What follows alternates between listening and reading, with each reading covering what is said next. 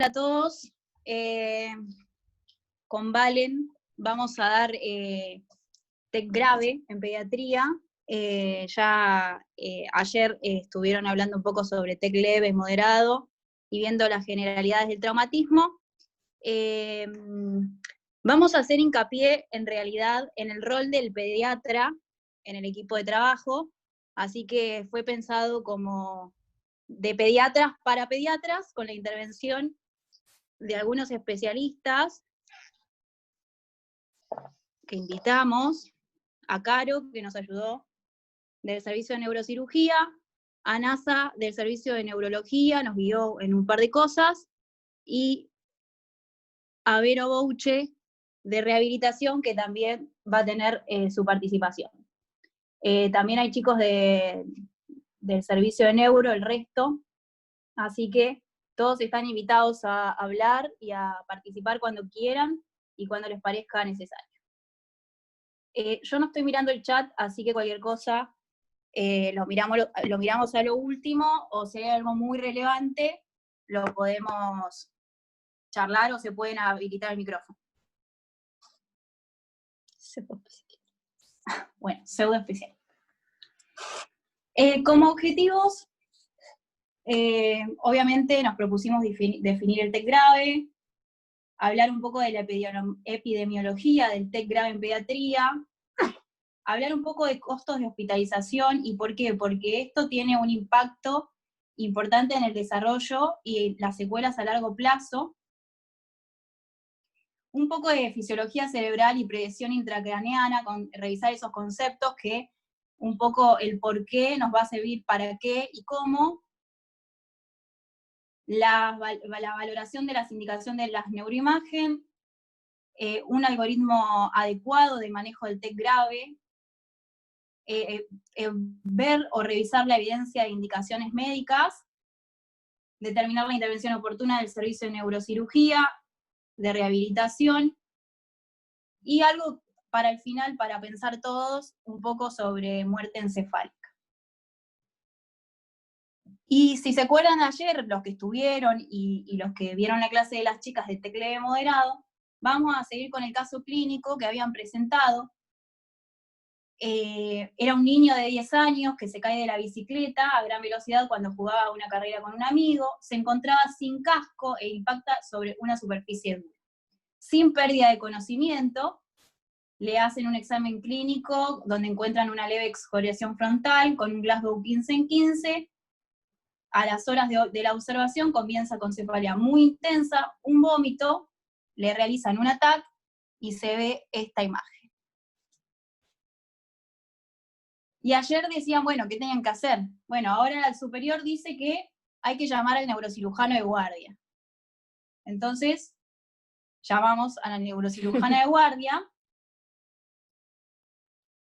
y nos dice que con esa imagen tenemos que hacer evaluación clínica, obviamente que va a venir a valorar al paciente, nos hace algunas preguntas de lo que pudimos ver, pero que seguramente esa lesión por ahora no tiene necesidad de ingreso a quirófano, que teníamos que hacer control de Glasgow, del sensorio y de las pupilas, y eventualmente valorar.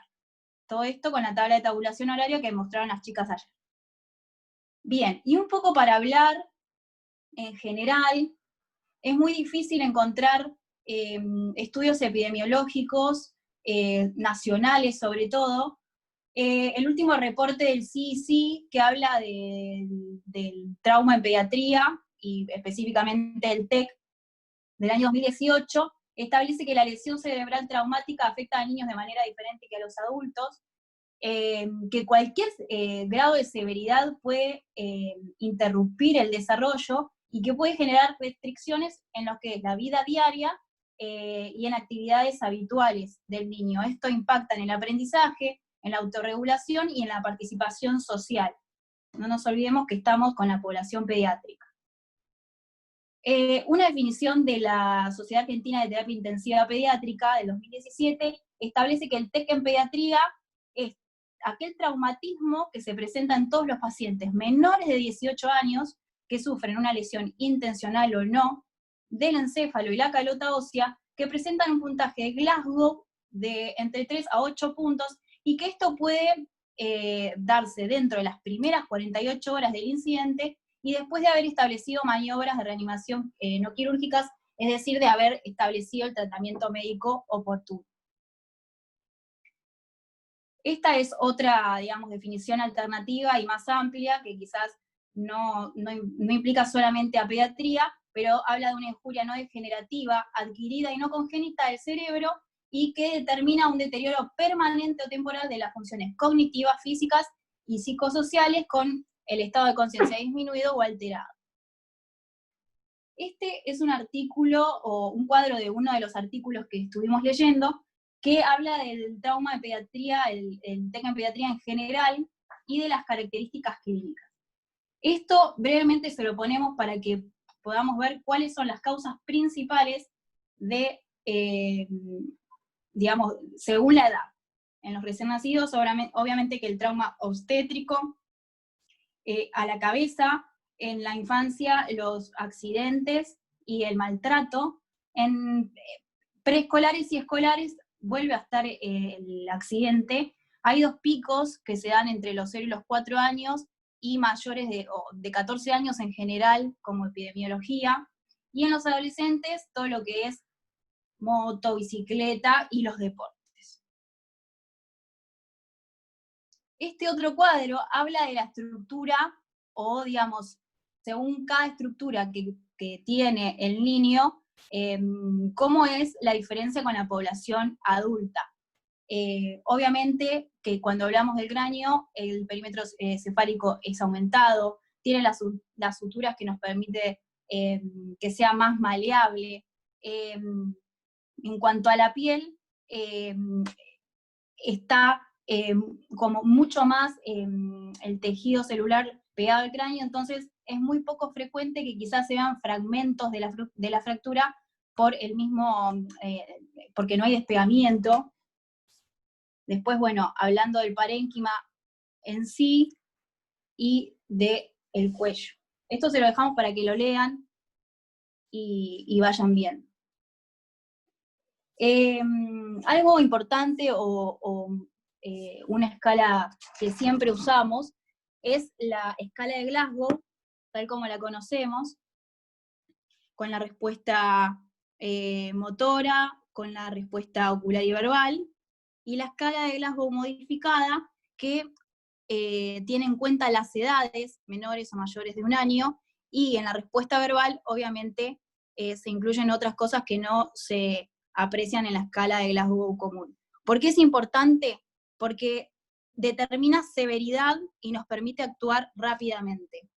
No nos tenemos que olvidar que todo TEC es un politrauma, y que TEC grave, la puntuación va de 3 a 8, y que la mortalidad alcanza entre un 40 a un 50%.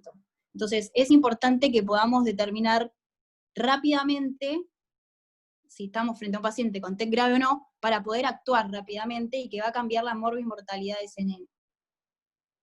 Puntos o tips a tener en cuenta básicos cuando hacemos la escala de Glasgow en la evaluación.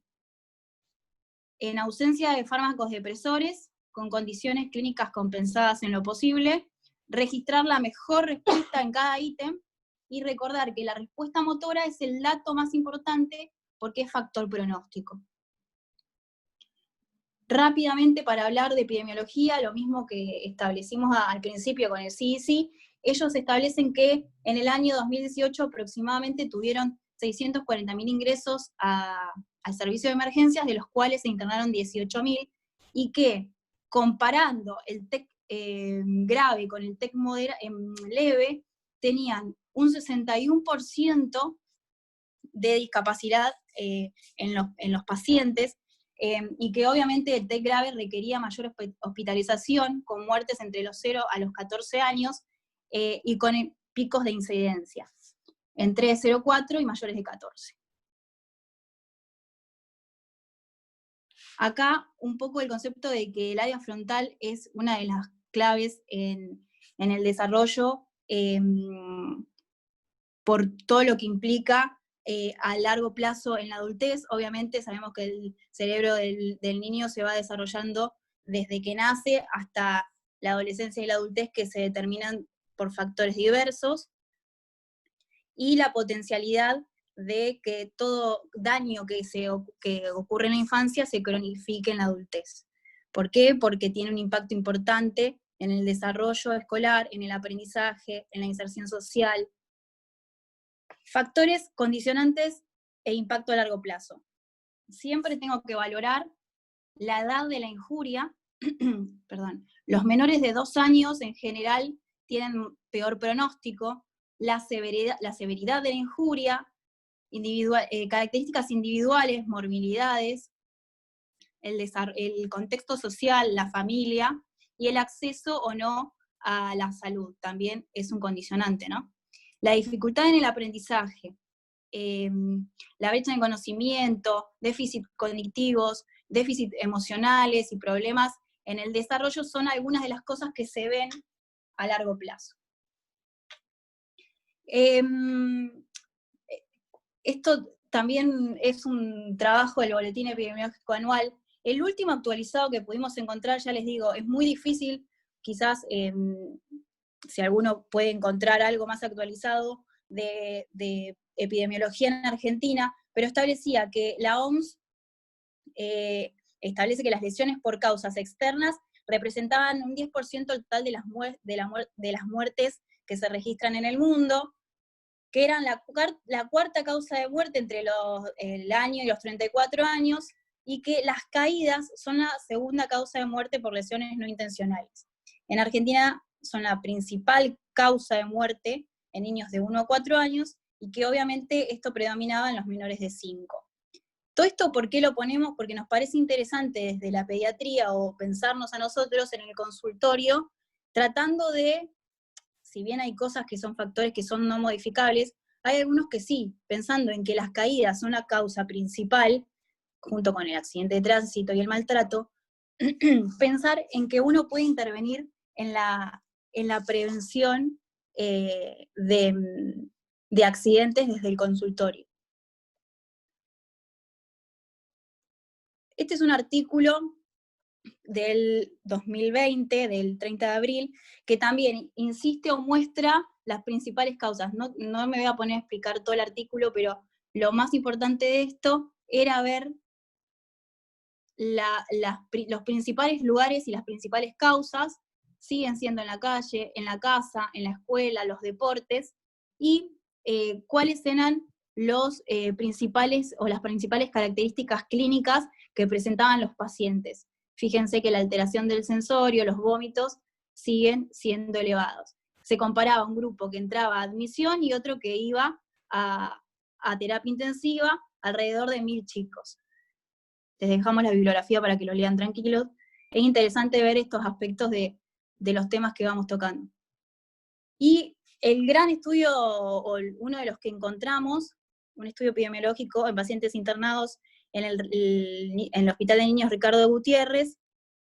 Ellos establecieron 2 grupos, según el índice de trauma pediátrico, que era menor o igual a 8, incluyeron chicos de 0 a 18 años internados con diagnóstico de trauma en general. Y lo siguieron desde el 1 de abril de 2012 hasta el 31 de marzo del 2013. Y evaluaban, según la topografía demográfica, menores de 3 años, entre 3 y 10 años, y mayores de 10 años. Alrededor de 1034 pacientes fueron los que ingresaron al servicio de urgencias, y el 23% fueron hospitalizados.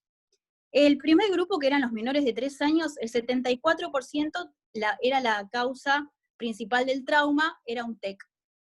Entre los 3 a 10 años era la segunda causa, el TEC, y mayores de 10 años casi un 35%.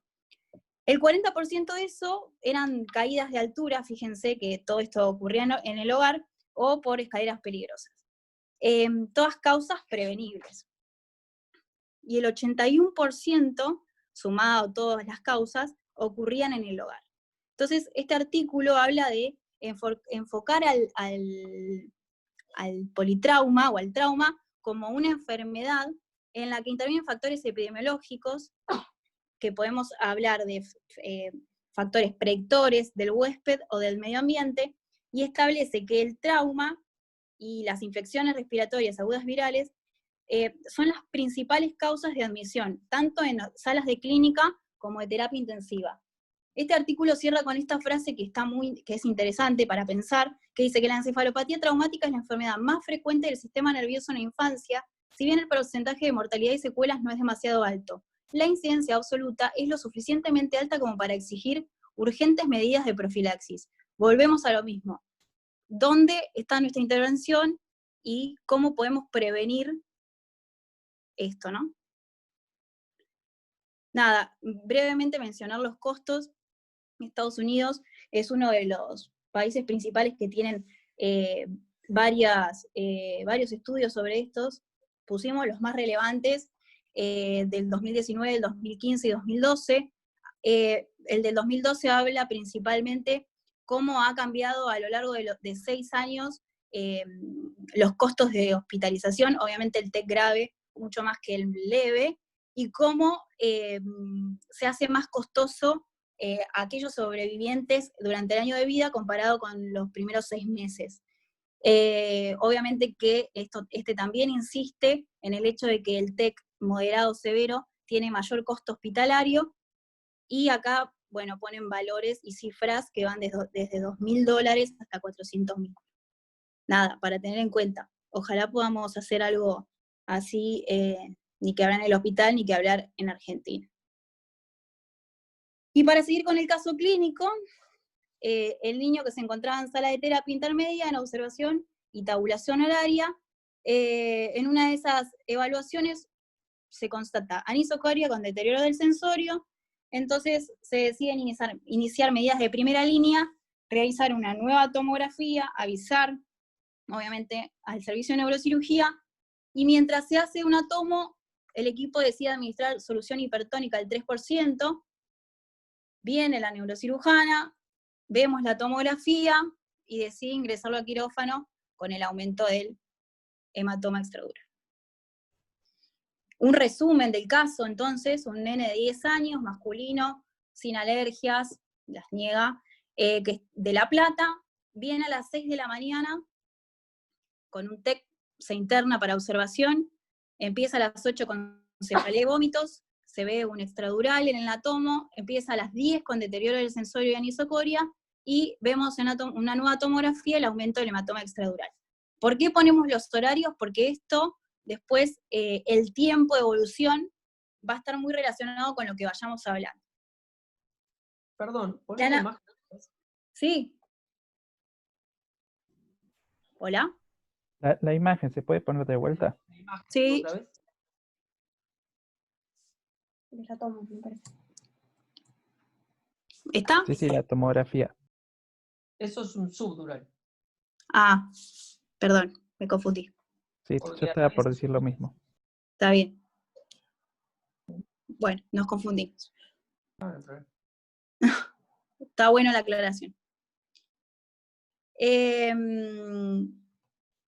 Para seguir entonces, en la anamnesis, los factores de riesgo asociados a un peor pronóstico o cosas que no tenemos que dejar de preguntar, el mecanismo del trauma, la cantidad de energía cinética recibida, si el pasajero fue expulsado del vehículo, el peatón atropellado, la caída de más de 1 metro de altura, menores de 4 años, asociado a maltrato o no, la coagulopatía en tratamiento con anticoagulante, y una intoxicación por drogas. Y para hablar de generalidades de la presión intracraneana, esto es muy por arriba, como para que todos tengamos una idea de lo que estamos hablando. El cerebro presenta un volumen que es constante e independiente en su contenido, y la presión intracraneana es la presión que existe dentro de la bóveda craneal. El valor normal que se establece por edades, entre 3 a 7 en niños y 1,5 a 6 en recién nacidos, y acá entra en juego la teoría de Monro-Kelly, que habla que está compuesto por el parénquima cerebral en un 80%, el flujo cerebral sanguíneo, con sangre de vasos intracraneales en un 10%, y 10% de líquido cefalorraquídeo. Para tener en cuenta la suma de los volúmenes de los 3 compartimentos se mantiene constante, de tal forma que el aumento de uno de ellos debe ser compensado por los otros 2. La historia natural de la hipertensión endocraniana lleva hacia la muerte encefálica, por eso tenemos que considerar estos tres componentes. Una compensación aguda hace que primero trate de ser compensado por el líquido cefalorraquídeo, en una segunda instancia o más tardía por la disminución del flujo cerebral, y una tercera instancia más crónica por el parénquima con pérdida de agua extracelular, neuronas y glía. El flujo cerebral sanguíneo se compone del 15 al 20% del gasto cardíaco, y está determinado por el consumo metabólico de oxígeno, la resistencia vascular cerebral y la PPC, que son algunos conceptos que ahora vamos a desarrollar en las otras diapos. Y como les decía, la PIC puede variar con la bipedestación, la TEA sistémica, maniobras de Valsalva, y la PPC, que es un concepto que por ahí manejamos cuando vamos a terapia o lo vemos, saber que es la presión necesaria para perfundir el tejido nervioso con una buena función metabólica. Y como decíamos, puede estar influida por la resistencia del sistema a la reabsorción del líquido, el volumen de producción del líquido cefalorraquídeo y una presión venosa del espacio intracraneal.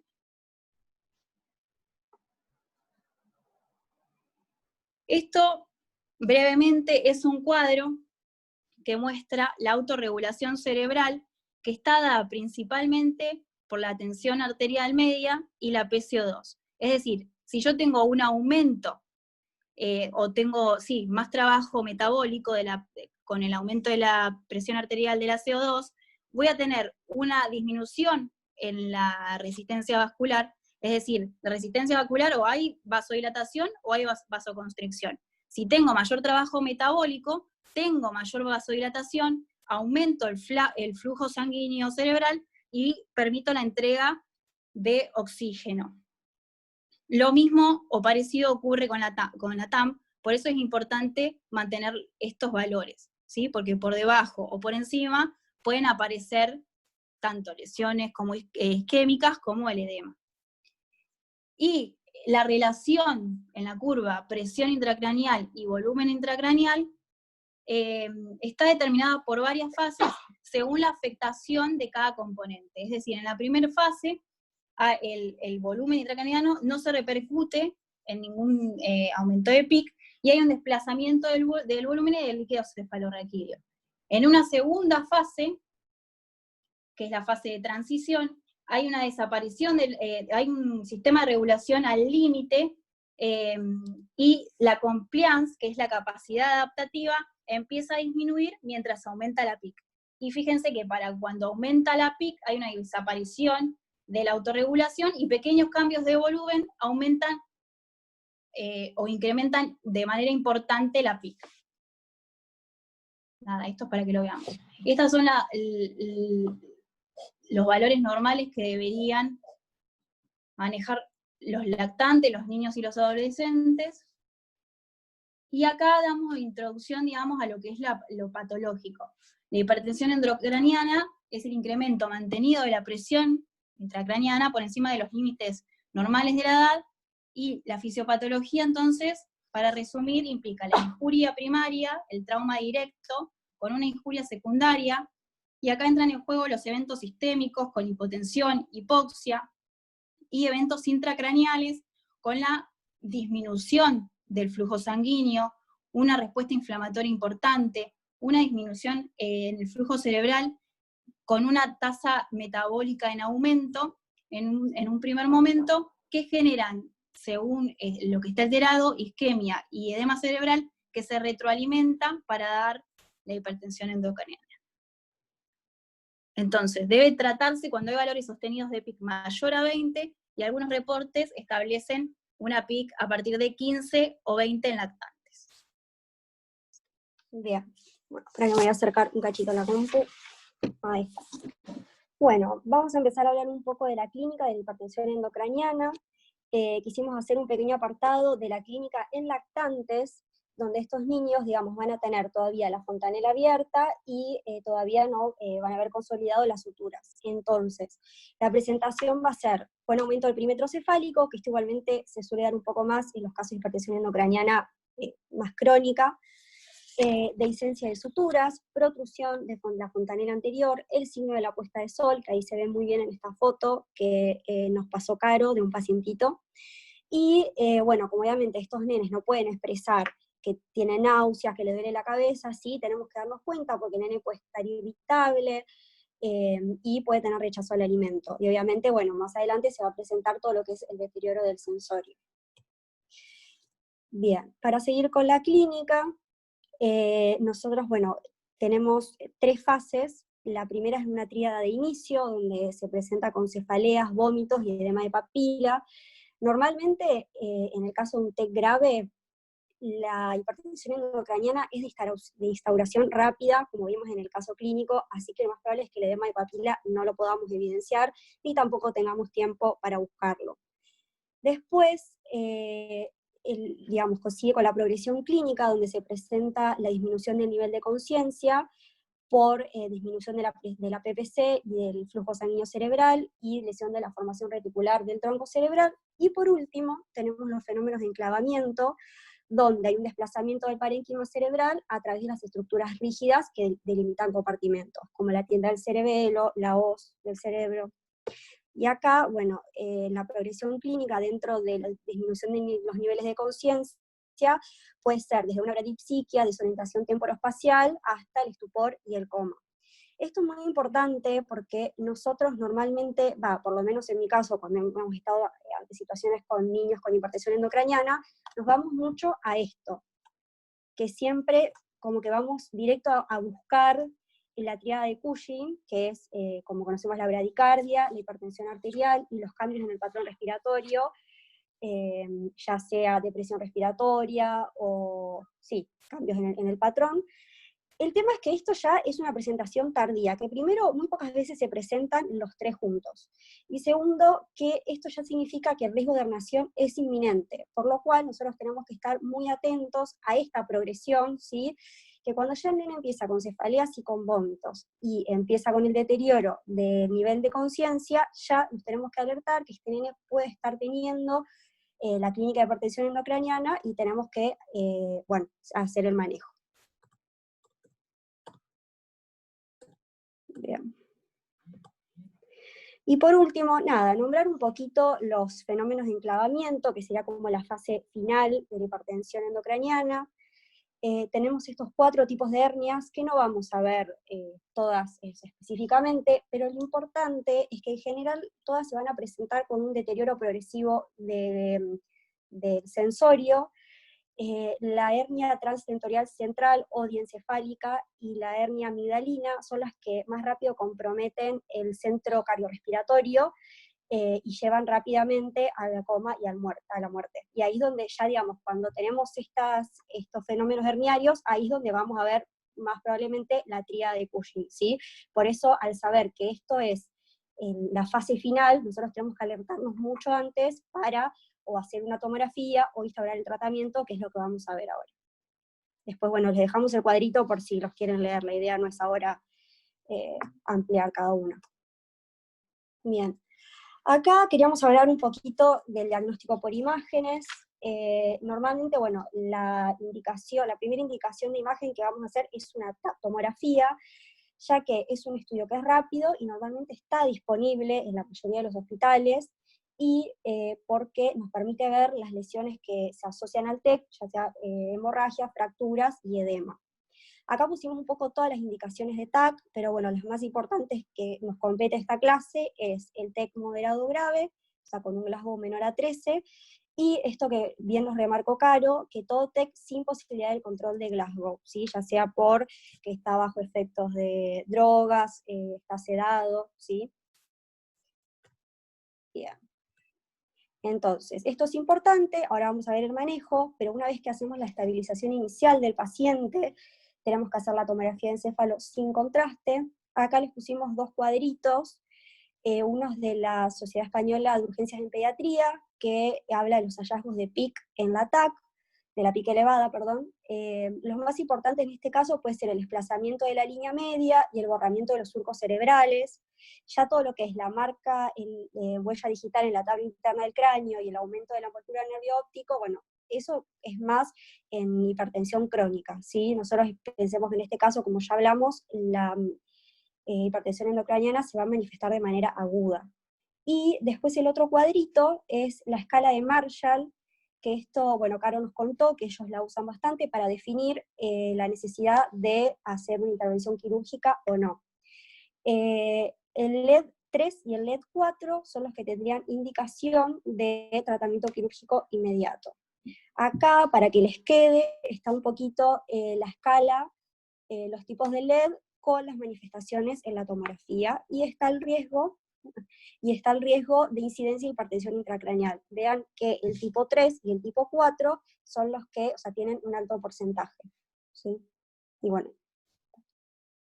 acá quisimos poner algunas imágenes como para tener, la realidad es que el jueves creo que los chicos van a dar una clase de politrauma, y ahí van a hablar un poco de todas las imágenes en TEC. Pero bueno, nada, acá para tener una idea de los 3 tipos de hematomas que podemos encontrar: el epidural, subdural, hemorragia subaracnoidea. Después ahí tenemos una tomografía que tiene múltiples fracturas y un pequeño hemorragia intraparenquimatosa. Y en esa, bueno, ahí se ve bastante la hemorragia intraparenquimatosa. Y acá poner un poquito los distintos tipos de edemas que podemos encontrar, como, bueno, el vasogénico, el citotóxico y el edema cerebral global. Bien, después este pequeño algoritmo nos pareció interesante. Bueno, obviamente si nosotros tenemos un ataque de encéfalo con signos de hipertensión endocraniana, vamos a evaluar si hay alguna lesión evacuable. La lesión evacuable, entonces la van a definir por la escala de Marshall con un LED 3 y 4. En ese caso el paciente necesita entrar a quirófano y luego continúa con el control de PIC. En el caso de que la lesión no sea evacuable, pero tiene signos de hipertensión endocraniana del ataque, es necesario hacer el control de PIC. Y después, tenemos que tener en cuenta que si la PIC es mayor a 20 milímetros de mercurio y no tiene respuesta al tratamiento médico, también necesita entrar a cirugía. Y después, este último cuadrito. Perdón, vale, en ese cuadro está bueno como tener en cuenta que la mayoría de los pacientes que van a tener un TEC grave y que van a estar en terapia, van a ser pacientes que no vamos a poder controlar el Glasgow. Entonces van a estar intubados, entonces la mayoría de estos pacientes van a tener un control de PIC de manera sistemática, ¿no? O sea, el paciente que no se puede valorar su sensorio va a estar con un sensor de PIC, y siempre vamos a estar evaluando que la PIC tenga, o sea, sobre todo en las primeras 48, 72 horas, que se mantenga estable, ¿no? Bien, perfecto. Y bueno, y ese último cuadrito, que en el caso que el ataque se realice de manera precoz, es decir, las 2 o 3 horas del traumatismo, que puede haber sido lo que pasó también con el caso que habían presentado las chicas, la idea es, o sea, hay que repetir la imagen dentro de las 8 horas, ¿sí? Porque podemos, capaz, el ataque precoz, o no tener ninguna lesión, o tener una lesión que sea pequeña, que no tenga necesidad de ser evacuada, pero que, digamos, sea potencialmente mortal. Entonces, si pasa esto, tenemos que repetir la TAC, o si el paciente empieza con signos de hipertensión endocraniana, también es indicación de volver a repetir la tomografía, como hicimos también con el paciente del caso. Bueno, era para hablar un poquito del manejo de TEC grave. Nosotros nos podemos parar en 2 escenarios. Por un lado está el paciente que cae a la sala de emergencias, que está en guardia central, o un paciente que esté internado, que por ejemplo haya sido internado por un TEC moderado, que lo estamos tabulando, y empieza con sintomatología de hipertensión endocraniana. Ambos casos tienen criterio de internación en UTIC. Obviamente nosotros, tanto en la guardia central como en la sala, vamos a iniciar todas las medidas de primer nivel, ¿sí? Seguramente vamos a tener que realizar una nueva imagen, y después de ahí, o sea, la idea es que lo antes posible se vaya a terapia para que tenga un control más estricto, ya que estos pacientes suelen necesitar controles invasivos. Como objetivos en general del manejo es, bueno, disminuir las lesiones secundarias, manteniendo una correcta oxigenación y perfusión cerebral. Bueno, como ya algo había mencionado Flor y las chicas ayer, que bueno, que las lesiones secundarias son provocadas tanto por hipoxia, que eso causa vasodilatación cerebral con aumento del flujo sanguíneo y con aumento de la PIC. También empieza una cascada de mediadores de inflamación, hay liberación de neurotransmisores excitatorios, y todo esto lleva a la isquemia con necrosis y apoptosis celular. Después, tenemos que identificar la sintomatología de la hipertensión endocraniana para establecer un tratamiento oportuno, y definir mediante imágenes la necesidad de tratamiento neuroquirúrgico de urgencia. Y todo esto es como objetivo general para prevenir o disminuir las secuelas a largo plazo, que es todo lo que habló Flor, ¿sí? Que sabemos que la discapacidad en estos niños después es bastante grande. Acá les dejamos un algoritmo de la CEUP que nos pareció interesante, es bastante conciso, ¿sí? O sea, como habíamos hablado con Flor, había otros algoritmos capaz un poco más complejos, pero bueno, acá se los dejamos para que lo chusmeen. Ahora igual vamos a hablar un poco de todos los manejos. Después, bueno, como medidas iniciales, como había dicho Flor, todo TEC, más que todo un TEC grave, es un politrauma, ¿sí? Así que bueno, siempre tenemos que tener un monitoreo continuo del paciente, con todos los signos vitales. Ahí resalté la presión venosa central y la PIC, porque eso claramente lo van a hacer en terapia, no nosotros en la sala. Bueno, para empezar, siempre tenemos el A, B, C, D, E, ¿sí? En el A tenemos que siempre asegurarnos que el paciente tenga una vía aérea segura. Está bueno siempre buscar el reflejo de la tos, el reflejo nauseoso, para ver si el paciente es capaz de proteger su propia vía aérea. Si no, bueno, obviamente va a ser necesario intubar. También con un Glasgow menor a 8 es criterio de intubar sí o sí. Y bueno, y un poco hablar de la colocación de o sonda nasogástrica o sonda orogástrica para evitar las aspiraciones. Nosotros siempre ponemos sonda nasogástrica, pero tenemos que tener en cuenta las contraindicaciones que son en el caso de fractura de base de cráneo, tanto si la vemos con una imagen o si tenemos la clínica, como los signos de la equimosis periorbitaria, equimosis retroauricular, la otorragia, salida de líquido cefalorraquídeo por nariz o oído, el hemotímpano, ¿sí? Ahí en ese caso sería indicación de sonda orogástrica. Y también en traumatismos faciales graves. Y bueno, y siempre también, que nunca nos tenemos que olvidar, de inmovilizar la columna cervical, porque estos pacientes, digamos, en los TEC graves están bastante asociados con lesiones de la columna. Que eso también, si sospechamos lesiones de la columna, cuando hacemos la TAC, se puede pedir TAC de columna cervical, para ver la parte ósea. Después, en cuanto al B, como objetivos es mantener la presión de dióxido de carbono entre 35 y 40, la presión arterial de oxígeno mayor de 70 y una saturación mayor a 95. También, si el paciente no es capaz de mantener estos valores por sí solos, sería indicación de intubar. En cuanto a la parte circulatoria, siempre tenemos que asegurar normovolemia y una TAM normal para la edad, todo esto por lo que explicó Flor, ¿sí? Para poder ayudar a mantener la autorregulación cerebral. O sea, hay que asegurar la normovolemia. Si el paciente tiene hipotensión, tenemos que sospechar que hay algo más atrás, ¿sí? Porque normalmente en TEC puro no suele haber hipertensión, así que ahí es muy importante hacer la parte de la exposición del paciente para buscar signos de sangrado, ¿sí? O de hematomas que nos puedan hablar de una causa de la hipovolemia. Y después, bueno, eso, sí, mantener accesos venosos en lo posible 2, de grueso calibre, y en terapia lo ideal es que tenga accesos venosos centrales y algún arterial para hacer un control más invasivo. En cuanto al no neurológico, siempre, bueno, obviamente realizar la escala de Glasgow, ver el nivel de conciencia, la apertura ocular, la evaluación pupilar, a ver si tiene focos motor sensitivos, evaluar el tiempo que estuvo inconsciente, si tuvo algún intervalo lúcido o si tuvo convulsiones. Y bueno, esto obviamente es continuo, ¿sí? Y bueno, y la exposición, lo que hablamos, buscar otros signos asociados al politrauma que puedan, digamos, descompensar al paciente. Bueno, y después de hacer el manejo inicial, obviamente tenemos que llamar al neurocirujano, y acá es donde le queremos preguntar a Caro, ya ver que nos diga qué es lo que le interesa saber, cuando nosotros lo llamamos y le contamos que tenemos un paciente con un TEC grave. Bueno, nosotros en general siempre le preguntamos, sobre todo, a qué hora fue el traumatismo de cráneo. Es algo importante, sobre todo la dinámica que están explicando. La primera hora en un TEC grave es como lo más importante. Y después como para saber también cómo va evolucionando a través del tiempo. Hay dos horarios que nos importan, o sea, a qué hora fue el traumatismo y a qué hora se realizó la imagen en el caso que se haya hecho, ¿sí? Y si luego de la imagen el paciente presentó algún cambio. Después, bueno, claramente la clínica, el sensor del paciente, el Glasgow, y siempre recordar que el Glasgow, o sea, uno, lo más importante es la parte motora, ¿no? La evaluación motora, y otra, que nosotros tenemos que ver al paciente estabilizado para valorar el Glasgow y siempre sacar la mejor puntuación de la tabla, ¿no? O sea, siempre elegimos el mejor puntaje de la evaluación del paciente.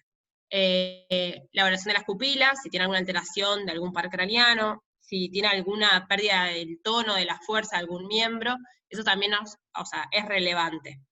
Con respecto a los signos vitales, también nos interesan, sobre todo para las masas ocupantes que generan hipertensión endocraniana. Pero bueno, por ahí muchas veces también el mecanismo de cómo fue el traumatismo también es relevante. O sea, una vez que toma el neurocirujano, lo importante es que nos pasen toda la información, así nosotros también sabemos con qué paciente nos vamos a encontrar. O sea, bueno, estaban Marce y Gonza también conectados, no sé si quieren aclarar algo más o agregar algo más. No, creo que la gran mayoría lo dijiste, claro. Es importante también saber el mecanismo, hay que hacer bastante hincapié en eso. Si es un accidente de tránsito o en auto o como fuera, qué pasó con los acompañantes, si el nene venía con cinturón o no venía con cinturón en el asiento de adelante, salió despedido. Son todos detalles que a nosotros o nos hacen correr o nos hacen, entre comillas, minimizar el cuadro, ¿no? Bien.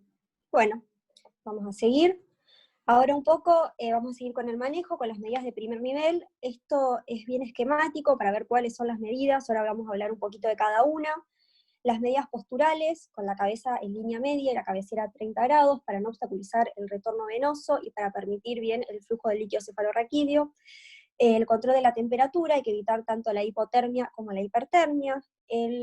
Corregir anemia y hacer evaluación del medio interno. Vamos a hablar un poco de la hiperventilación, de la pseudoanalgesia, de la profilaxis anticonvulsivante, de la terapia hiperosmolar y por último del control de PIC. Bien, en cuanto a las medidas posturales, estuvimos buscando un poco de evidencia de cada una de estas medidas. La realidad es que de medidas posturales no encontramos nada muy certero. Esta es una revisión sistemática de Cochrane, que decía que no había seguridad acerca de los efectos de las diferentes posiciones de la cabecera, que se necesitan más estudios, pero bueno, es algo que igualmente se sigue usando y que hay que hacerlo.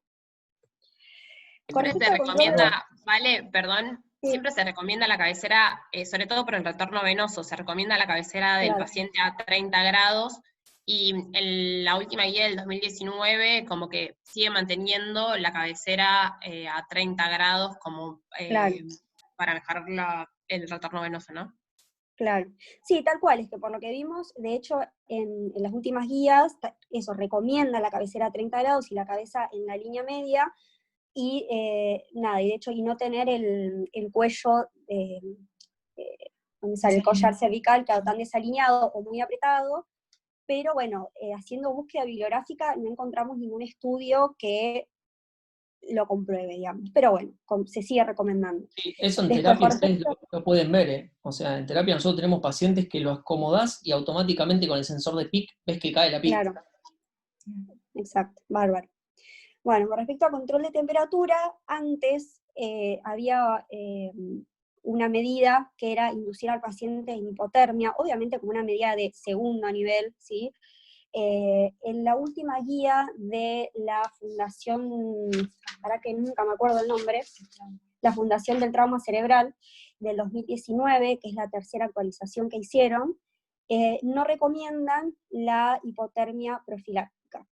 Y después, con respecto a la hipertermia, nosotros sabemos que la fiebre aumenta las demandas metabólicas neuronales y disminuye el umbral convulsivo, obviamente favoreciendo las convulsiones. Entonces lo ideal es mantener una temperatura más o menos 36, 36,5. Si el paciente empieza a tener registros subfebriles, ya el indicado sería administrar paracetamol para bajar la fiebre. Después, con respecto a la hiperventilación, nosotros hacemos que hay dos tipos de hiperventilaciones. la moderada, que tiene una presión de arterial de dióxido de carbono de entre 30 y 35, y la agresiva, que es lograr una presión menor a 30. La realidad es que la guía, esta del 2019, no recomienda la hiperventilación severa como profilaxis, solamente se utilizaría cuando hay un deterioro neurológico agudo, en aquellos pacientes de TEC grave con hipertensión refractaria, que no responden a todas las medidas de primer nivel. Y después, con respecto, a la anemia, siempre hay que tratar de tener una hemoglobina mayor a 10 para optimizar la oxigenación. Y con respecto al medio interno, esto que decíamos, es fundamental mantener una normohidratación normovolémica. Normalmente usamos soluciones salinas isotónicas. Sabemos que la hiperglucemia favorece el edema cerebral al arrastrar agua al interior de la célula, entonces lo ideal es evitar soluciones glucosadas. En el caso de que las glucemias sean menores de 60, se puede agregar, y en menores de 1 año también se podría agregar dextrosa por el riesgo que tienen de hipoglucemia. Bueno, y ahora vamos a hablar un poquito de las otras medidas de sedación y analgesia, que esto es importante porque la agitación y el dolor incrementan el gasto metabólico cerebral, lo que aumenta el flujo sanguíneo y la PIC. Los agentes más utilizados son, el midazolam, la morfina, el fentanilo y la ketamina. La ketamina era controversial porque anteriormente estaba contraindicado, ¿sí?, el uso de ketamina en pacientes con TEC y con aumento de la presión intracraniana, pero las revisiones sistemáticas que más recientemente han sido actualizadas concluyen que no habría asociación entre asociación entre el empleo de la ketamina y el TEC, con un aumento de la mortalidad o duración de las internaciones o complicaciones neurológicas. Así que, las últimas guías dicen que sí se podría usar la ketamina. Esto es para tenerlo en cuenta, por si nosotros tenemos que realizar alguna sedación en la sala, podríamos usar el Vida-Keta que usamos siempre. Bien, con respecto a la profilaxis anticonvulsivante, sabemos que las convulsiones son una complicación frecuente de los TEC moderado a grave. Las podemos clasificar en 3 tipos: en las inmediatas, que sean en las primeras 24 horas, en las tempranas, que sean en los primeros, entre el primer día y los 7 días, o sea, en la primera semana, y las tardías después de los 8 días. Esto es importante porque las convulsiones tempranas son más frecuentes en los niños que en los adultos, muchas son subdiagnosticadas, porque como el nene está sedado, con bloqueantes neuromusculares, capaz clínicamente no se manifiestan, pero sí, con un monitoreo electroencefalográfico continuo, las podríamos ver. En las convulsiones aumentan el riesgo de lesión secundaria, porque también aumenta la demanda metabólica, se asocia a peor pronóstico neurológico, y tenemos que tener en cuenta que las tardías se asocian a la epilepsia postraumática. NASA nos pasó un capítulo de un libro que está muy interesante, que hablaba bastante de la epilepsia postraumática, que decía que con un episodio de una convulsión tardía, el riesgo de recurrencia era del 70%, o sea que ya con un episodio vos podrías de alguna manera diagnosticar epilepsia postraumática. Y esa frase que está en rosa, que dice de las convulsiones que ocurren en la primera semana, el 50% suceden en las primeras 24 horas, y de las que ocurren en las primeras 4 semanas, el 10% ocurren dentro de la primera. Esta frase está buena para justificar un poco por qué la profilaxis anticonvulsivante la hacemos durante los primeros 7 días. Acá un poquito de los factores de riesgo para las convulsiones tempranas y tardías. Lo importante es que, los factores de riesgo para las convulsiones tempranas van a ser la indicación de profilaxis, como los distintos tipos de hematomas, signos neurológicos focales, amnesia postraumática mayor a 24 horas, fractura de cráneo deprimida, heridas penetrantes, el swelling o edema cerebral difuso, y lesión antes de los 5 años de edad. Y para los factores de riesgo para las convulsiones tardías, algunas diferencias serían tener convulsiones tempranas, tener lesión parietal, también muy importante lo que es fractura de cráneo deprimida, y las penetrantes, como por ejemplo por herida de bala, y lesiones después de los 16 años de edad. Acá un poquito revisamos la bibliografía, encontramos dos guías. El primero es un poco la indicación de la Fundación del Trauma, donde ellos, al nivel de evidencia 3, que la profilaxis anticonvulsivante reduciría las convulsiones tempranas. La evidencia para recomendar la fenitoína como profilaxis. Y en el otro estudio también decía que la profilaxis con fenitina endovenosa disminuye la incidencia de las convulsiones inmediatas y tempranas, pero no las tardías. Por eso ahí volvemos a justificar el uso de la profilaxis por los primeros 7 días, y idealmente administrar dentro de la primera hora de la injuria. Entonces, la droga de elección va a ser la fenitoína. Lo ideal es iniciarlo, el tratamiento, lo antes posible. Vamos a cargar al paciente con una dosis de 15 a 20 miligramos kilo. La dosis de mantenimiento es de 5 a 7 miligramos kilo día cada 12. La profilaxis va a ser por lo menos por 7 días, y otra alternativa también, que mencionan varios de los artículos, y el libro que nos pasó NASA, es el levetiracetam. Pero bueno, nosotros estamos más acostumbrados a usar la fenitoína. Y obviamente económicamente conviene la fenitoína, porque el levetiracetam es relativamente nuevo y tiene un costo mayor.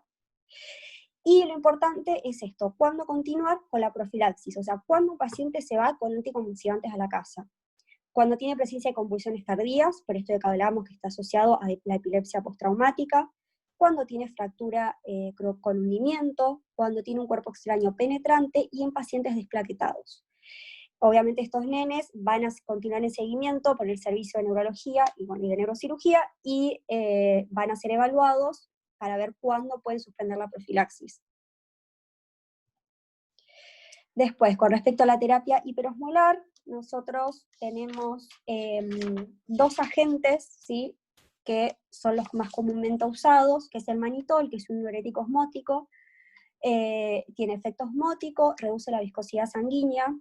La reducción de la viscosidad sanguínea tiene un efecto inmediato y dura más o menos 1 hora, y el efecto osmótico empieza a los 15 a 30 minutos y dura más o menos 6 horas. Y después la solución salina hipertónica, que es la que nosotros conocemos al 3%, también disminuye la PIC, ya que genera un gradiente osmolar, restituye el potencial de membrana, disminuye el edema cerebral. Ahí están un poco los efectos adversos. También acá un poquito quisimos revisar la literatura de estas 2 revisiones sistemáticas. En la primera, decía que, ¿qué pasa? Hay muchos estudios que evalúan diferentes concentraciones de la solución hipertónica, ahí están al 3%, al 7,5, al 23%, y ellos concluyeron que es igualmente efectivo a cualquier concentración, pero que no hay suficientes estudios. Y lo mismo que también se puede usar en bolo o en infusión continua. Y con respecto al manitol, que reduce la PIC, pero también falta evidencia. Y el segundo artículo, el que está abajo, también decía que el manitol y la solución salina hipertónica reducen la PIC sin diferencias, pero que la solución hipertónica es la que está más estudiada. Y bueno, para terminar con la guía de la Fundación del Trauma Cerebral, ellos recomiendan, con un nivel de evidencia 2, bolos de la solución salina hipertónica al 3%, de 2 a 5 mililitros kilo, al pasar en 10 a 20 minutos. Y como conclusiones generales de la terapia hiperosmolar, sabemos que la mayoría de los estudios son prospectivos o retrospectivos, y hace falta más ensayos clínicos controlados, así que no tenemos niveles de evidencia tipo 1, por ejemplo, para recomendar un tratamiento u otro. Los 2 tratamientos sabemos que disminuyen la PIC, y los efectos a largo plazo no han sido evaluados correctamente, y hoy en día hay una tendencia actual a utilizar la solución salina hipertónica. Y acá quisimos poner un poquito de cómo son las dosis para acordarnos si algún día lo necesitamos, y cómo preparar la solución salina hipertónica.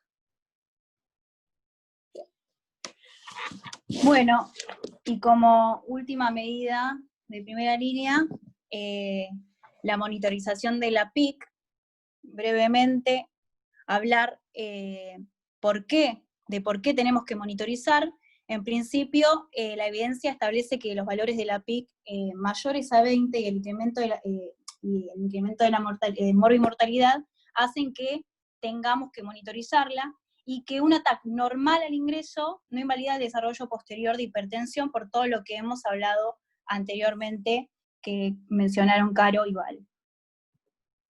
Un puntaje de Glasgow menor o igual a 8 con una TAC patológica aumentan el riesgo de tener hipertensión endocraniana en un 60%, y la presencia de lesión sangrante activa aumenta la morbimortalidad también. Esto lo vamos a hacer muy brevemente, porque es mucho más competencia de los neurocirujanos, pero siempre que pasamos por terapia, los que hemos pasado y los chicos que van a empezar a pasar este año, es interesante que por lo menos tengamos alguna consideración de esto.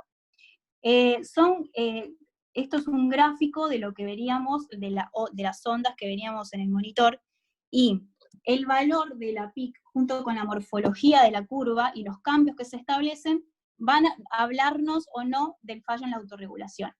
La primera es un gráfico en donde se puede observar un registro que no es patológico. Existen 3 ondas, que es un registro de una onda aislada, en principio, que se establecen por las ondas cardíacas, que es la transmisión del latido de los vasos cerebrales.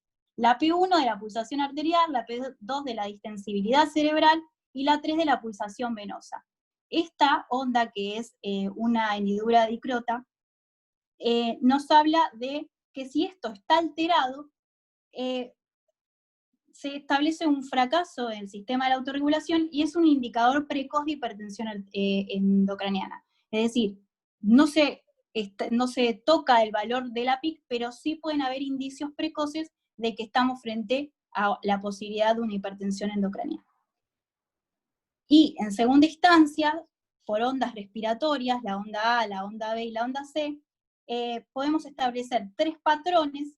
En cuanto a la onda A, entre 50 a 100 milímetros de mercurio en 5 a 20 minutos nos habla de una onda patológica, obviamente con hipertensión endocraniana. La onda B, 20 a 50 milímetros de mercurio de 1 a 2 minutos, y la onda C, menos de 20, que no tiene mayor relevancia. ¿Cuáles son las indicaciones absolutas de la monitorización? Un Glasgow menor o igual a 8, y un paciente con un TEC moderado o TEC con lesiones sistémicas con imposibilidad de seguimiento neurológico. Esta es una imagen que quisimos poner representativa para que veamos, después si los chicos quieren ampliar un poco, no hay problema, dónde se colocan los sensores de PIC y demás, y la localización, tenemos 2 grandes grupos, la intraventricular, el intraparenquimatoso, hay otras localizaciones, como subaracnoideo, subdural, epidural, lumbar, pero el gold standard es el intraventricular, porque además nos permite tratar y la hipertensión endocraniana nos permite drenar líquido cefalorraquídeo, se coloca en el hemisferio donde hay lesiones, y las mayores complicaciones que se observan entre un 2 a un 22% en general es la infección cuando se prolonga la utilización mayor a 5 días, le siguen con un 6% las hemorragias en el trayecto, y la obstrucción en menor medida. Y los intraparenquimatosos pueden ser colocados en servicio de terapia intensiva, miden también la PIC, pero no nos permiten drenar el líquido cefalorraquídeo, y también una prolongación en su uso más de 5 días hace que la onda se disperse y que sea indicación de retirar el sensor o de cambiarlo. ¿Cuándo se suspende la monitorización? Después de 24 o 48 horas con una PIC normal y esas ondas que vimos, que eran patológicas, estén ausentes. Como segunda línea, esto no lo vamos a mencionar, o no vamos a ahondar en el tema en realidad, porque si la hipertensión endocraniana es refractaria, con las medidas de primer nivel, ya se realizarían otro tipo de medidas como el coma barbitúrico, en donde se utiliza el tiopental, la hiperventilación agresiva, la craniectomía descompresiva, que es acá donde entran los chicos también, y el corticoides, que no está recomendado por el tipo de edema que va surgiendo, es decir, desde un edema vasogénico hasta pasar por un edema celular y terminar en un edema osmótico con la presencia de agua y macromoléculas que circundan la lesión. Bueno, hasta acá sería nuestra parte, y invitamos también a Vero para que nos hable un poco más allá de lo que pasa con estos pacientes cuando los tenemos en la sala. Nosotros muchas veces recibimos un paciente de terapia intensiva, va a una sala intermedia como sala 2 y sala 9, y por ahí nos quedamos con el manejo muy superficial de lo que deberíamos hacer en cuanto a rehabilitación, y la invitamos para que nos cuente un poco sobre cuál es su trabajo y qué cosas mínimas o qué tips mínimos podríamos nosotros implementar o ayudar a la familia. Vero, si querés. Bueno, gracias por la invitación. Sobre todo la charla es para hablar sobre el por qué intervenimos y o sea, en qué momento intervenimos en esta patología que nos atañe a todos, sobre todo porque es muy discapacitante. Si querés pasar, Flor. Bien, hacer hincapié en que nuestra intervención tiene que ser desde un periodo inicial, desde un periodo temprano, en la etapa aguda del TEC, ni bien está en terapia intensiva, ya que nuestra intervención reduce el tiempo de internación hospitalaria, mejora los resultados funcionales, y hay mayor probabilidad de que el niño sea enviado directamente a su hogar, sin la necesidad de una prolongación de la internación, ya que, bueno, en nuestro medio, en nuestra población, no tenemos ninguna institución de rehabilitación pediátrica. ¿Cuándo realizar la interconsulta? Es una pregunta que por ahí me hacen. Y nuestra intervención tiene que ser en agudo, como ya lo dije, una vez que el paciente esté estabilizado clínicamente. Nosotros a partir de la estabilidad clínica podemos instaurar el tratamiento. ¿Qué hacemos? Hacemos una evaluación general, orientándonos sobre todo hacia un examen neurológico, donde luego podemos obtener un diagnóstico funcional. El diagnóstico etiológico claramente lo hacen ustedes, pero nosotros podemos hacer un diagnóstico funcional, un diagnóstico motor y cognitivo, a través de la aplicación de escalas que como médicos de rehabilitación tenemos una gran cantidad de escalas a aplicar, sobre todo para lo que es diagnóstico, tratamiento y funcionalidad, y a partir de eso poder planificar el tratamiento. Algo que me parecía importante destacar es, además de la clasificación regular que se usa mundialmente, la escala de Glasgow, también hay otras clasificaciones a partir de las cuales podemos estadificar el traumatismo de cráneo, además que esta escala de Glasgow, que son la duración de la pérdida del estado de conciencia y la duración de la amnesia postraumática, que es un concepto que ahora lo voy a desarrollar, donde a mayor duración de estos parámetros, mayor es la gravedad y peor sería el pronóstico del paciente.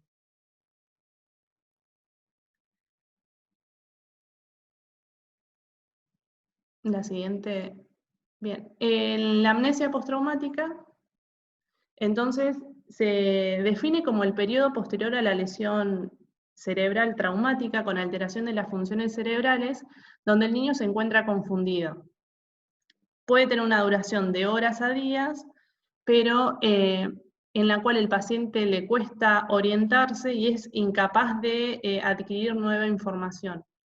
¿Cómo sabemos cuánto tiempo está en amnesia postraumática? Eso lo podemos saber a partir de escalas que aplicamos, que no era la idea ahondar en eso para no aburrirlos tampoco, donde obteniendo determinados valores con estas escalas nosotros ya vemos que ya el paciente está orientado y ya es capaz de poder comprender y de poder saber qué es lo que le sucedió y poder realizar un tratamiento también acorde.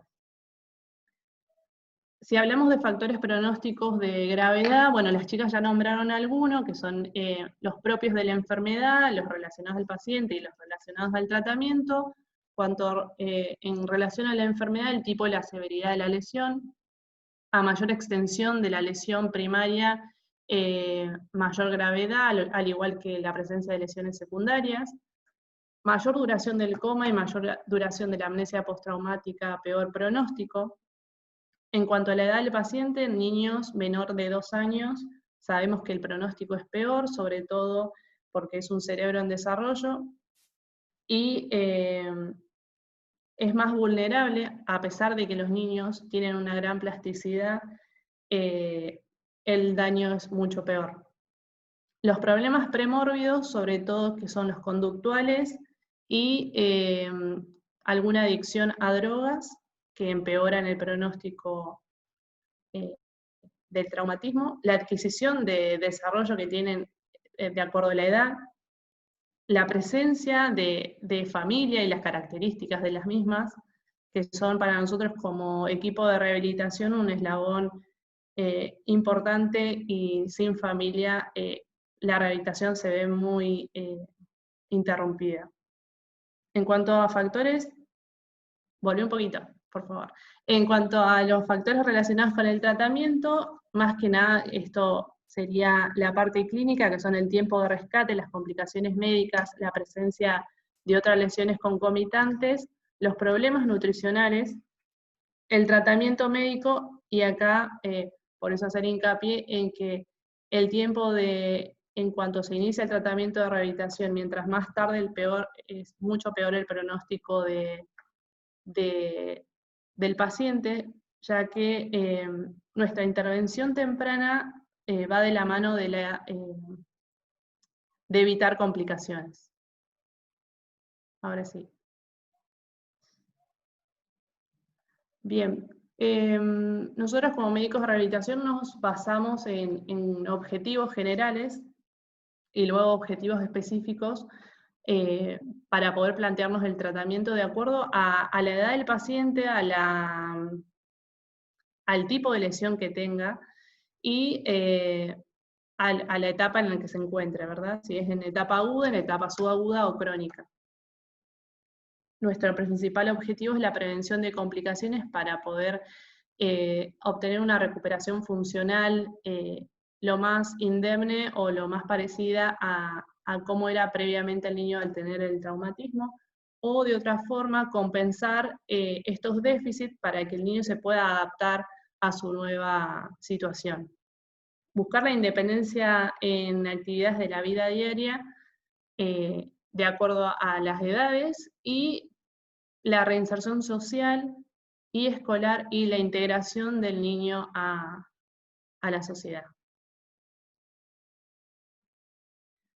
Bien, bueno, algo hablé más sobre la familia. Nosotros como equipo de rehabilitación estamos formados por varios integrantes, donde digamos, como médico es el que encabeza el tratamiento, pero forman parte del mismo tanto enfermería de rehabilitación, los terapistas ocupacionales, kinesiología tanto motora como respiratoria, fonoaudiología, psicología, y bueno, nosotros en el hospital tenemos la suerte de tener un técnico ortopedista.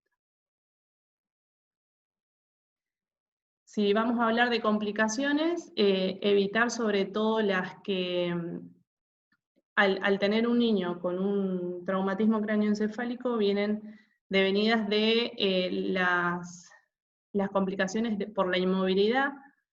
Esto serían evitar las lesiones en piel, por eso hacemos hincapié en el uso de colchones de aire, evitar todo lo que es las retracciones osteoarticulares que vienen también por el hecho de la postración, los trastornos del movimiento, la espasticidad, hacer hincapié en el riesgo de caídas que presentan estos pacientes, sobre todo en los periodos de agitación, las disfagias, los trastornos nutricionales que vienen como consecuencia y las complicaciones respiratorias, al igual que, bueno, alteraciones sensoriales y otras complicaciones que van de la mano con el traumatismo.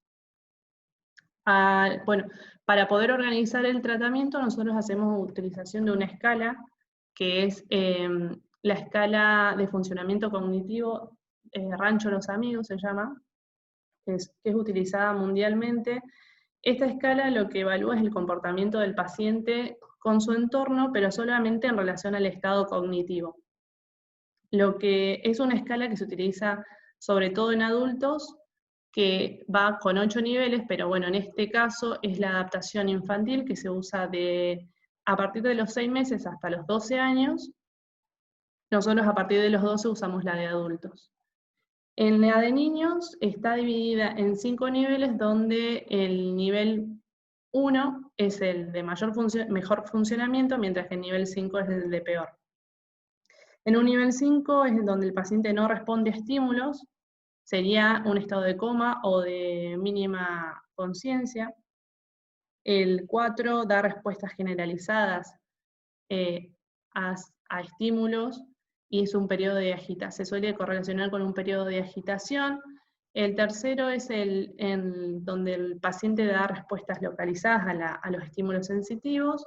En un nivel 2 responde al medio, y en un nivel 1 ya está orientado, y ya el paciente es consciente de lo que está sucediendo y está orientado en tiempo y espacio. Puede interactuar con el medio. En base al tratamiento, bueno, una etapa donde estamos en un ERLA 5, donde el paciente no responde a estímulos, no interactúa con el medio, nos abocamos sobre todo al cuidado de piel y postura, como, bueno, con el uso de colchón, con las indicaciones de los rolados, los cambios de postura cada 2 horas, la correcta nutrición de la piel, y también va de la mano con la correcta nutrición, ya que una hipoalbuminemia viene aparejado con lesiones en piel por causas de desnutrición. Evitar las deformidades articulares, favoreciendo o instruyendo a los padres, sobre todo para comenzar con las movilizaciones pasivas. Y algo muy importante, el control del entorno, que por ahí es algo medio complicado que se da en terapias y en las salas, es el control del entorno en cuanto a los sonidos, en cuanto a la luz, en cuanto al uso de pantallas, que estamos muy acostumbrados al uso de teléfonos, al uso de televisores, que en mi caso he visto pacientes con daños neurológicos con televisores en terapia intensiva. No está recomendado. Y ya el uso de equipamiento para evitar las deformidades, porque es un niño en crecimiento, y sobre todo las secuelas de la espasticidad. En la etapa de ERLA 4, esta es una etapa en la cual nos solemos preocupar porque el paciente se encuentra muy agitado, tiene movimientos generalizados, tiene movimientos sin propósitos, movimientos involuntarios, por lo general está automatizado, no comprende órdenes, y es vital que el paciente esté acompañado por su familia para controlar esta situación, para evitar las caídas que puedan complicar el cuadro de base, controlar el entorno, porque suelen excitarse más con el sonido o con estímulos que vienen de mucha intensidad, y ya el paciente, al estar vigil, hacer hincapié en todo lo que es el control del ciclo sueño-vigilia. Luego las etapas 3, 2 y 1, donde el paciente ya comienza a interactuar un poco más con el entorno, ya es más consciente de la patología, se le puede dar indicaciones y ya se puede trabajar más, se pueden prolongar los tiempos de tratamiento. Siempre hay que tener en cuenta que, bueno, en esta etapa suelen estar en la sala, trabajar sobre todo en lo que es los descansos, la regulación del ciclo sueño-vigilia, y comenzar en cada disciplina a trabajar sobre todo lo que es kinesiología, todo lo que es la movilidad, los controles de las cadenas posturales, la sedestación, la bipedestación, la marcha, terapia ocupacional, sobre todo lo que es funciones miembros superiores, las posturas, trabajar lo que es actividades de la vida diaria. En fonoaudiología, trabajar bueno, todo lo que es la apraxia en cuanto a la alimentación, ver si está en condiciones de ser alimentado por vía oral. Tengamos en cuenta que estos pacientes, la principal disfagia que van a presentar es a líquidos, entonces hay que tener mucho cuidado con líquidos. Nosotros podemos realizar un test de elusión clínico, donde la primer consistencia que se prueba es semisólidos, y luego se va avanzando en las distintas consistencias. También trabajar todo lo que es comunicación.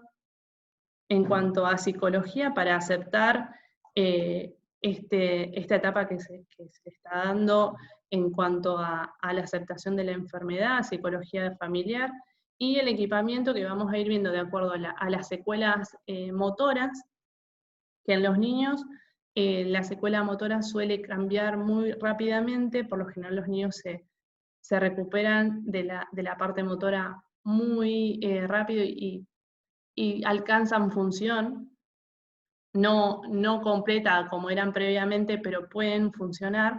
Entonces el equipamiento se va a ir viendo a medida que vayan progresando en el tiempo, a medida que vayan atravesando las diferentes etapas. Bueno, más o menos esto hablé, lo que es las movilizaciones, las actividades de la vida diaria, trabajar sobre la alimentación, la comunicación, y sobre lo que es lo cognitivo, que es, bueno, algo de lo que vamos a hablar en lo que es los pronósticos de secuela. Un poquito de pronóstico: en general los niños presentan una buena recuperación en las áreas motoras, como decía anteriormente, y logran independencia en lo que son las actividades de la vida diaria. La mayoría caminan y el 70% puede realizar una marcha libre en exterior. Por lo general, la recuperación y de parte de nuestra en cuanto a tratamiento, se pueden ver mejorías entre los 6, 12 meses y hasta a veces hasta los 2 años, sobre todo lo que es lo sensitivo y lo neurocognitivo, con respecto a cuando se dio la lesión. Y lo más difícil de trabajar es sobre todo la motilidad fina y la disminución de la velocidad de ejecución de tareas, que son las secuelas más importantes. Luego, algo que siempre hay que tener en cuenta es que, y es lo más difícil de diagnosticar, es muy fácil diagnosticar la secuela motora, creo que cualquiera se daría cuenta, pero es los déficits neuropsicológicos que se recuperan de forma lenta, pero pueden establecerse durante años y a veces cronificarse. Si hablamos de secuelas, podemos tener diferentes secuelas motoras, cognitivas, conductuales, psiquiátricas, y todas estas van a llevar a trastornos del aprendizaje. Nombrar solamente las secuelas cognitivas que vienen de las manos de las funciones ejecutivas frontales, como las chicas hablaban que la principal zona afectada en el traumatismo pediátrico es la zona frontal, donde van a tener alteraciones en la resolución de problemas. La flexibilidad cognitiva se va a ver alterada, suelen tener una rigidez marcada. El control de impulsos, el autocontrol. Se va a ver afectadas las funciones superiores de atención, memoria a corto plazo y la capacidad del aprendizaje, la velocidad del procesamiento de información, así como varias funciones del lenguaje. Algunas de las patologías psiquiátricas más frecuentes son la depresión y la ansiedad, los trastornos conductuales, que pueden ser secundarios a las alteraciones psiquiátricas o bien estar relacionadas con cambios permanentes en la personalidad, como son los trastornos orgánicos, que van de la mano del daño del lóbulo frontal, como son la apatía, la labilidad, la desinhibición, la impulsividad y la agresividad. Bueno, y para finalizar, o sea, nuestro principal objetivo es que el niño logre compensar o recuperar las funciones, sobre todo para que pueda volver a reinsertarse en su familia a nivel social, sobre todo para que pueda volver a estar involucrado con sus pares, y volver, si está en edad escolar, volver a la escuela. Muy importante, luego de haber sufrido un traumatismo, ya sea leve, moderado o severo, donde quizás no requirió internación, estar atentos a que los trastornos del aprendizaje se pueden presentar años después de un traumatismo, y por ahí van a necesitar una evaluación psicológica con un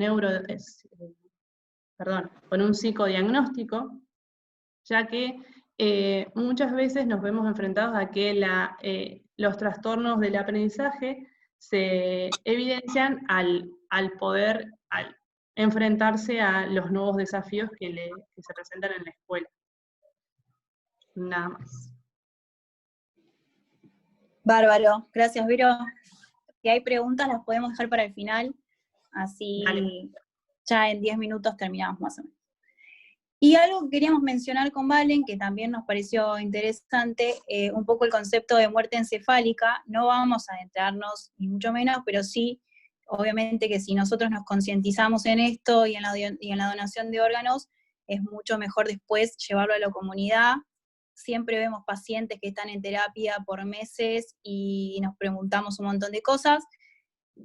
Hay un protocolo nacional para certificar el diagnóstico de muerte encefálica, que lo rige la ley 24.193, coordinado por el INCUCAI. Fue aprobado y publicado en el 2010, y son una serie de guías de procedimientos para certificar la muerte en pacientes con funciones cardiorrespiratorias sostenidas de manera artificial.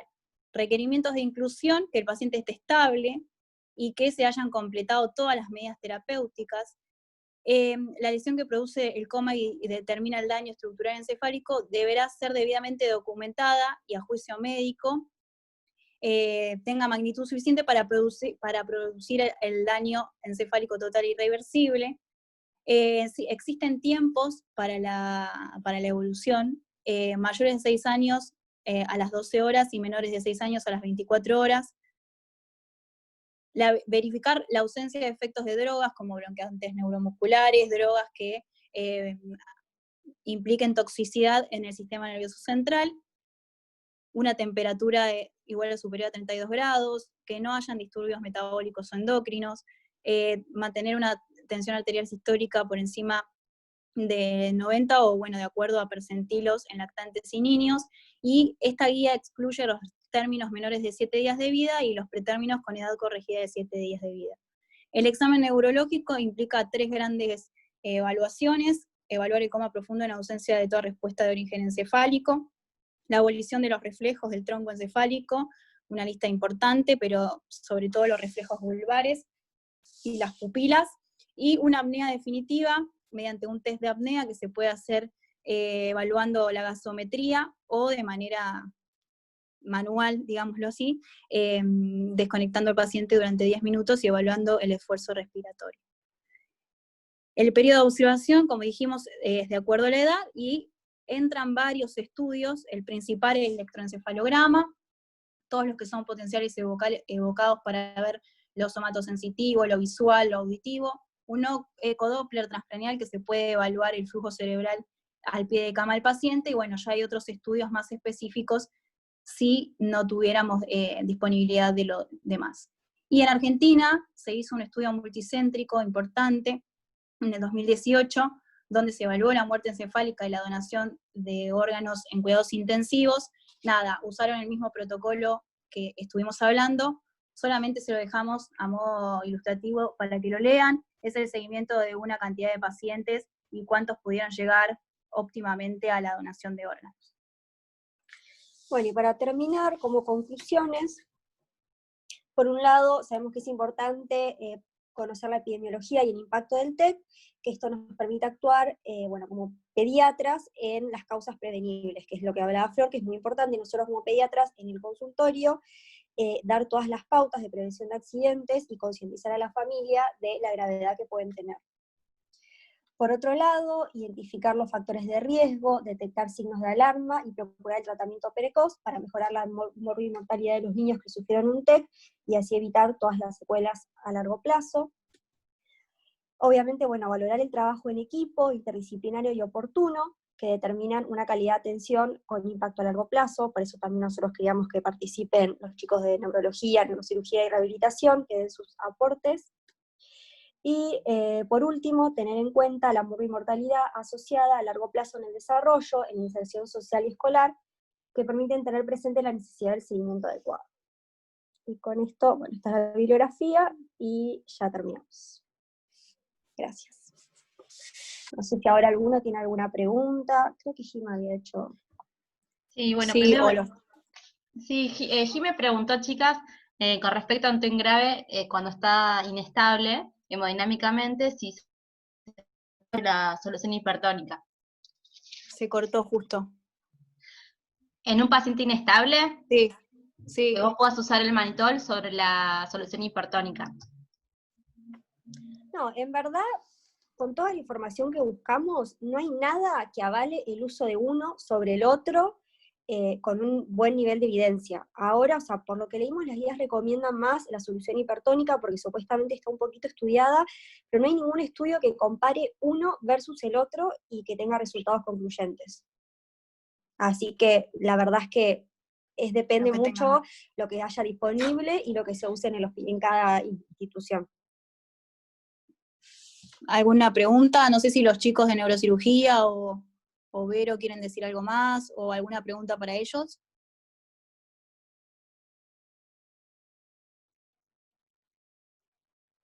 Bueno, No, si no... disculpe, Sí.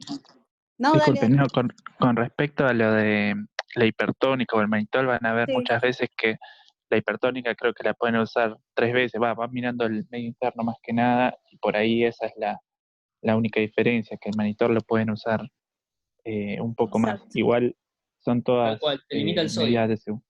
Claro, Claro, son todas sí. medidas de segundo nivel, después entraríamos nosotros como neurocirujanos a hacer las descompresivas. Bien.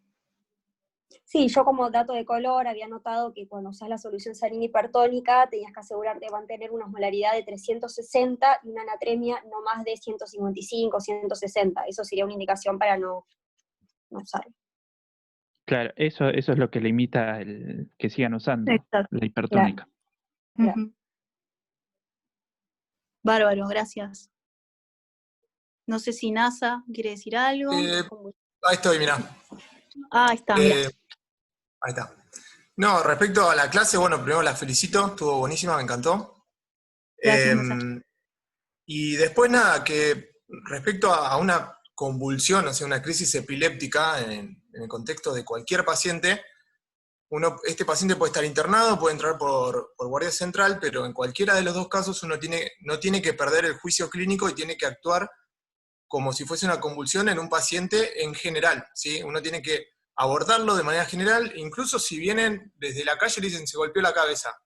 Uno no puede asumir que eso, puede decir, es verdad, sí, tiene alto grado de veracidad porque te lo están diciendo, pero también no hay que perder el foco y hay que evaluarlo como una primer crisis. Así que lo que dijo Valentina del ABCD y obviamente los laboratorios iniciales, ¿sí?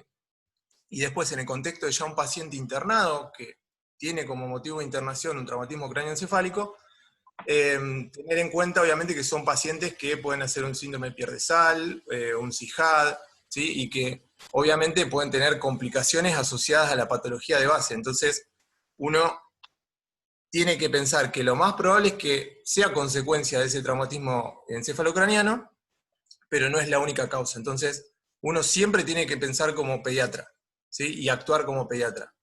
Y después, en un segundo término, plantearse otros diferenciales, ¿sí? Después, respecto a los estudios complementarios, obviamente, bueno, ya lo dijeron, el uso de la profilaxis, perfecto, que quede claro que se usa en los primeros 7 días y después se suspende, ¿sí?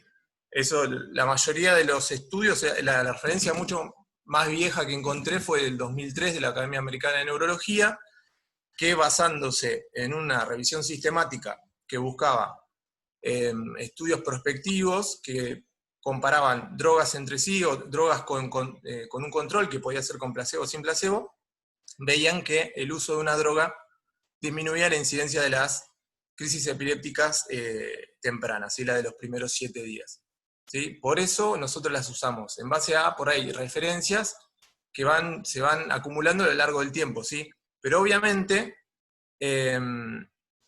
a lo largo del tiempo la medicina también va cambiando, ¿sí? Y por ejemplo, revisando un poco la bibliografía para esto encontré un trabajo reciente, del 2017, de adultos, que comparaba 500 pacientes, de los cuales eran 250 chinos, 200 estadounidenses. Los estadounidenses tenían fenitoína o levetiracetam, y vieron que la incidencia de las crisis epilépticas precoces no había variado en ninguno de los dos grupos, ¿sí?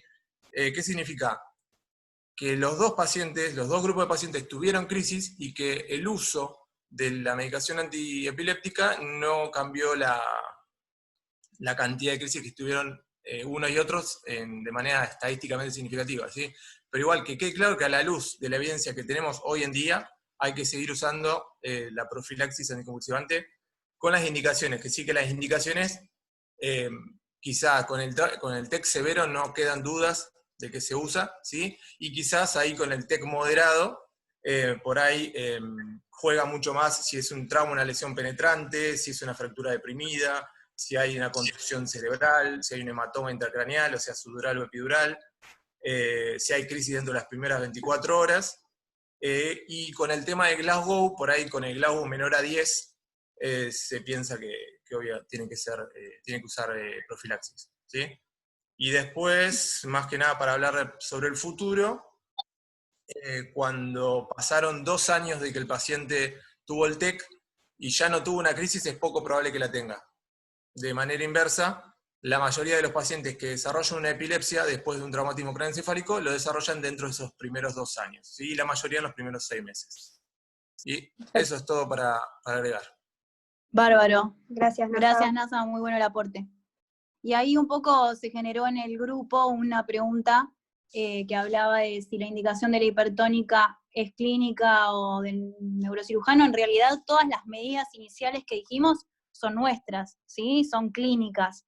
No hay dudas que el tratamiento de soporte lo iniciamos nosotros, que damos aviso a neurocirugía. Ahí Marcelo habla de, obviamente, trabajar en equipo con el terapista, pero la indicación de cualquier medida de sostén es clínica hasta que obviamente tengamos el tratamiento que resulte curativo, entre comillas, hasta, digamos, la evaluación del neurocirujano.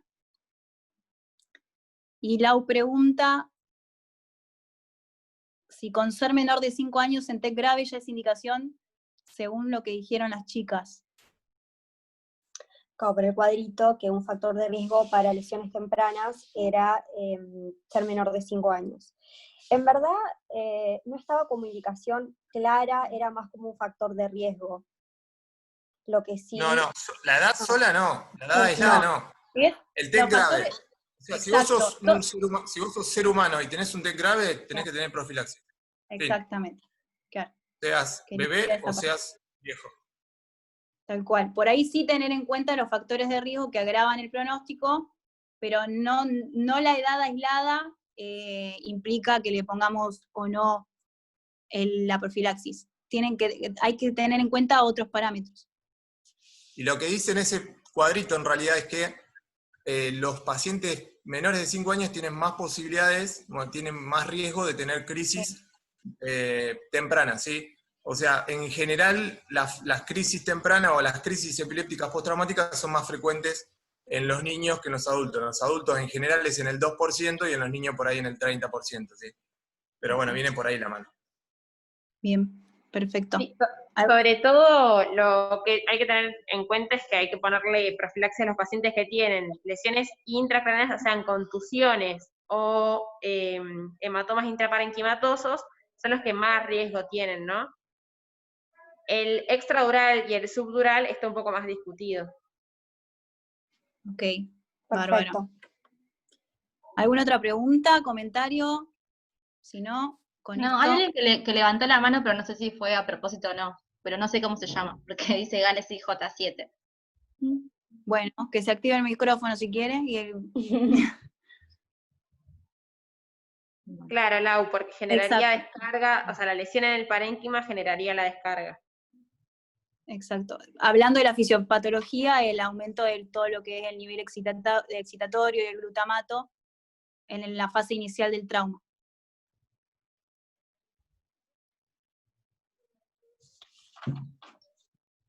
Bueno, chicas. Gracias a muchas gracias a las dos. Gracias y a los chicos también, a todos los que participaron. Gracias a todos. Nos vemos. Gracias. Chau. Gracias.